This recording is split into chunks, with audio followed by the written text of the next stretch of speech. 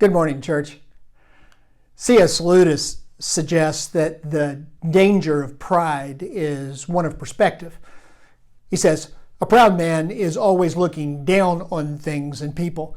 And of course, as long as you're looking down, you cannot see anything that is above you. Pride elevates us in our own eyes, our own ideas, needs, viewpoints. Because we are elevated, we look down on others. Remember the Pharisee in the parable that Jesus told in Luke 18? He thanked God. He wasn't like other people, or especially that tax collector that was praying beside him. The irony was, he wasn't seeing God. He was looking at the tax collector. If we're looking down on others, then we're not looking up to God. It's a basic lesson in spiritual geometry, and it's one that we all need. It's what Paul gives to the Corinthian church in 1 Corinthians 1. He writes this, beginning with verse 26. Brothers and sisters, think of what you were when you were called. Not many of you were wise by human standards. Not many were influential. Not many were of noble birth. But God chose the foolish things of the world to shame the wise. God chose the weak things of the world to shame the strong. The Corinthian church had a problem with unity. The problem was they didn't have any. They wanted to judge each other by the standard of the world. They were a church in a very influential and materialistic and wealthy city. And so they wanted to use standards like social class and wealth and education and connections and all of that. But the problem was, Paul said, by those standards, most of you are pretty much outcasts. You're a bunch of mutts and mongrels, all chosen by God.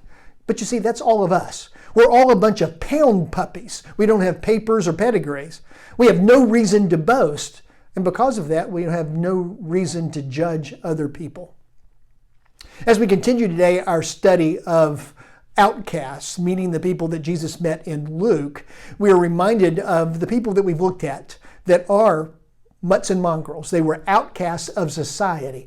We started with Mary, who became an outcast when she stepped into God's story. The shepherds that were the first to worship Jesus were, to borrow a line from Cher, gypsies, tramps, and thieves. Jesus reached out to touch people like lepers and was himself touched by a woman of bad reputation. Jesus ate with tax collectors and sinners and even Pharisees. He spent time with those whose lives were destroyed by the demonic. Luke goes out of his way to show us that Jesus received those who were not received by society, outcasts. And that's good news for all of us, because to one degree or another, we are all outcasts. None of us are accepted by God because we are acceptable. God doesn't look at us because we're anything to look at. We're all mutts and mongrels. None of us have our papers. God loves us because God is love, not because we are lovely. Now, the outcast that Luke is going to show us today is just a little bit different. We're about to come to a transition in Luke's gospel, and that transition is going to have us transition out of this study. We're not quite there yet. That's going to be at the end of Luke 9, and we're more or less at the beginning and the middle of that chapter. We still have a few outcasts to go. But maybe the biggest outcast is the story we're going to look at today. In our text, the apostles come to a startling conclusion. This is the story of Peter's confession of Jesus as the Christ, as the Messiah. But that's not really Luke's big point in this story. He's already told us that Jesus is the Messiah. What Luke is going to focus on is what it means for Jesus to be the Messiah. The outcast in our text is Jesus himself, and anyone who is willing to confess that Jesus is the Christ. Andre is going to read our text for us this morning from Luke chapter 9, verses 18 through 22. Andre?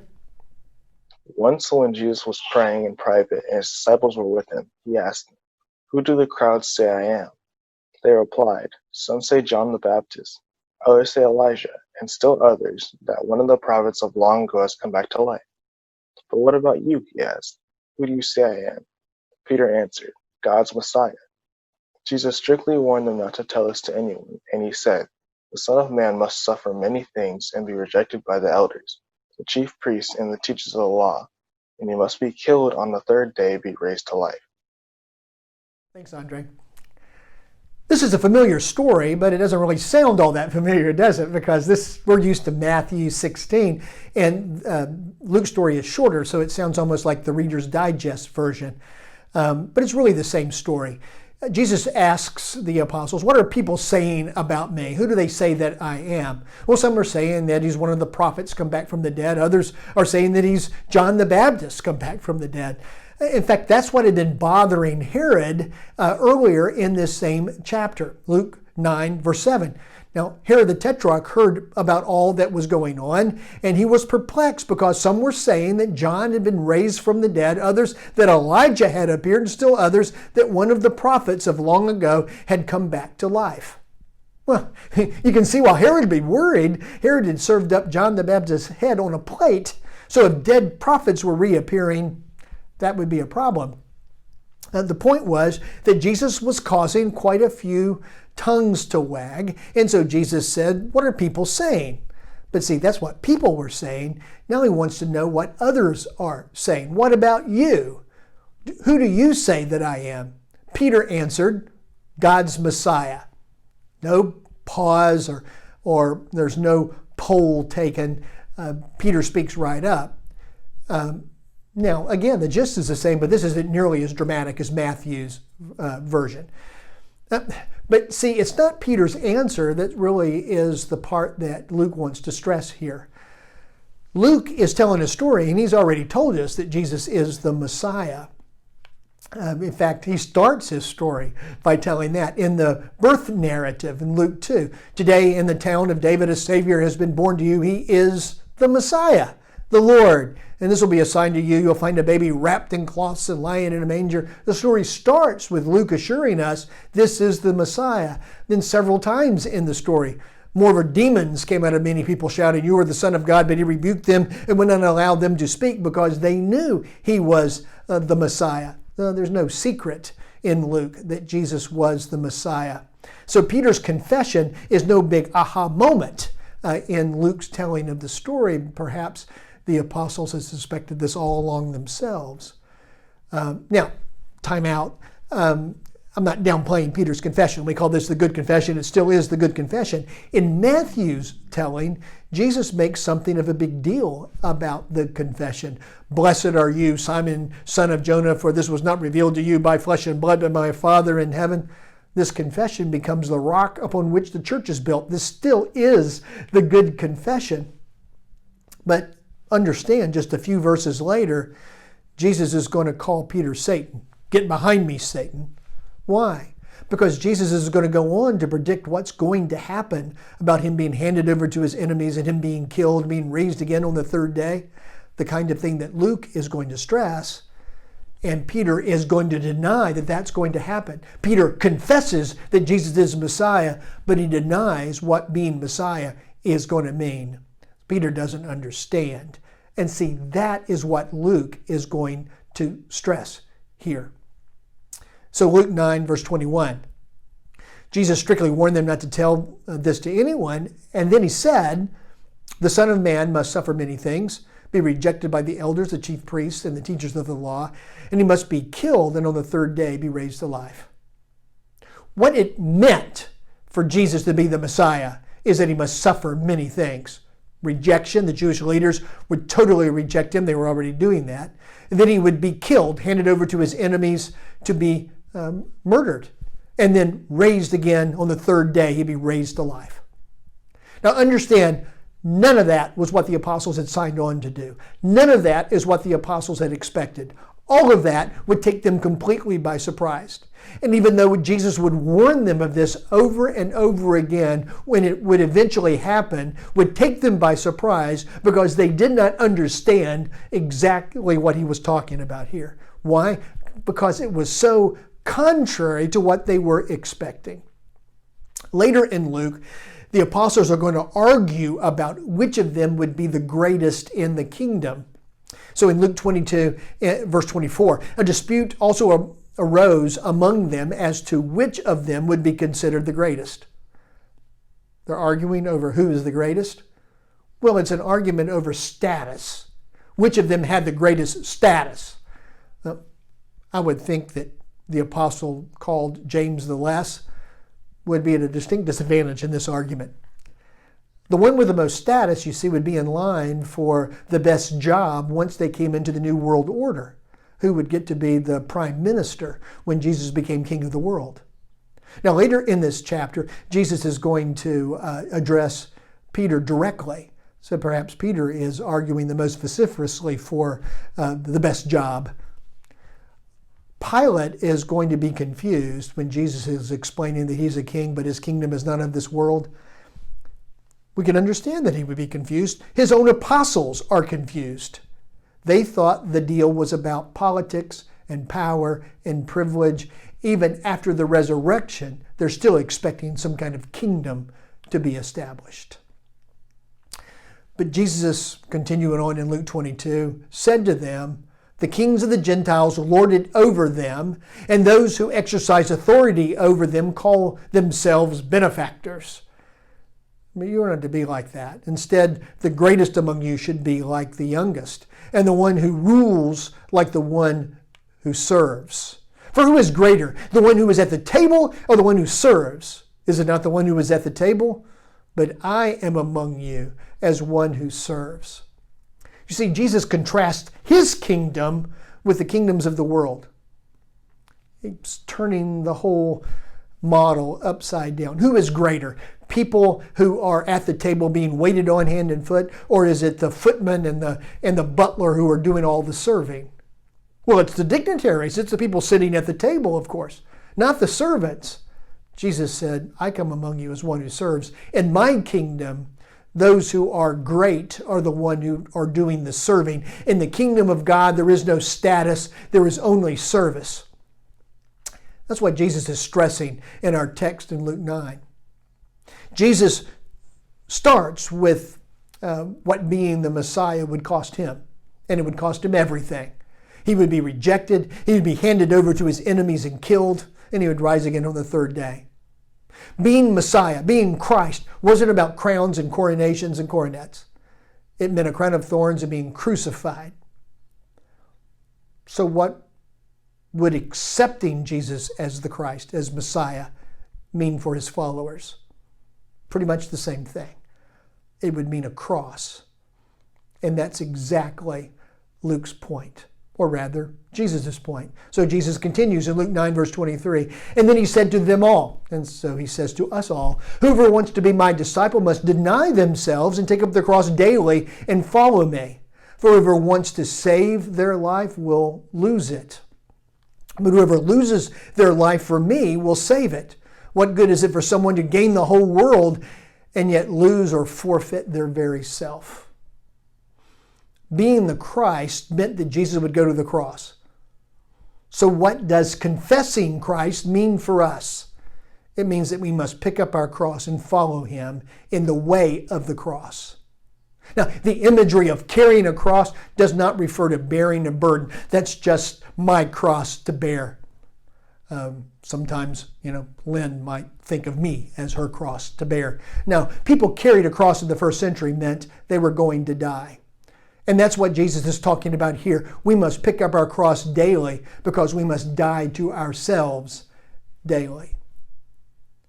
Confessing Christ as Messiah meant that the apostles must become outcasts just as surely as Jesus became outcast to become Messiah.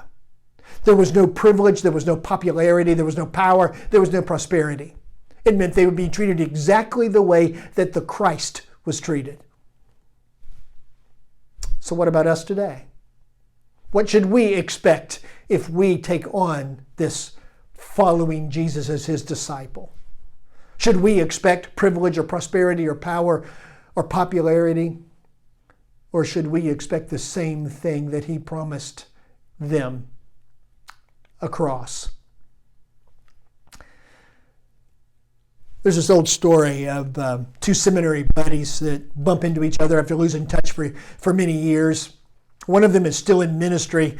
The other one has gone into med school and become a doctor. And the preacher is shocked to find that his buddy left full-time ministry and has become a doctor. His friend says, I just found out that people will pay more money to take care of their bodies than to take care of their soul. Well, the two friends lost touch of each other. And again, after many years, they run into each other. And the preacher again now is shocked to find that his friend, the doctor, now has become a lawyer. And his friend says, I found that people will pay a whole lot more money to get their own way than they will to even take care of their bodies. Well, I doubt that's a true story, but it may be a true-to-life story. We do like to get our own way, don't we? It's kind of baked into what it is to be human. But the problem is, when we try to follow Christ today as disciples, that's part of our human nature that we don't crucify. We think that we can follow him while having our own way. Like the apostles in Luke 22, we can follow Christ and still argue over who is the greatest. We can have our privilege, our prosperity, our power, our popularity. Did being Christ mean those things for Jesus? No, he had all of those things before coming to earth to become the Christ. And he gave up every one of those things in order to be Christ, to be Messiah. Privilege, he had the name above all names, and yet he chose to become nothing to come to be our Messiah. Power, he had power that spoke the world into existence, and yet he became powerless for us. Popularity, he was worshipped by the heavenly hosts, and yet he became despised and rejected. Prosperity, the one who by right owned everything, died naked on a cross for you. Jesus didn't gain anything by becoming Messiah except you. And one day he will look you in the eye and tell you it was worth it all. What do you gain by confessing Jesus as Christ? You gain him, and you gain his cross. Galatians 2 and verse 20, I've been crucified with Christ, and I no longer live, but Christ lives in me. And the life I now live in the body, I live by faith of the Son of God who loved me and gave himself for me. Probably the greatest danger that we face is not giving up totally on our faith. It's that we will, in our world, settle for privilege, prosperity, power, and popularity, and convince ourselves that we can still have Jesus as well. To follow Jesus is to die to self and all that is in self. To be crucified with Christ. The problem is that old man or old woman refuses to stay dead for very long. We keep coming down off of the cross and try to be in charge, try to have our way. And that's why Jesus gives us homework. Whoever wants to be my disciple must deny themselves and take up their cross daily. We're never finished with the task of discipleship. We must deny ourselves and our desires every day and in every way. We have to pick up our cross daily, deny ourselves daily.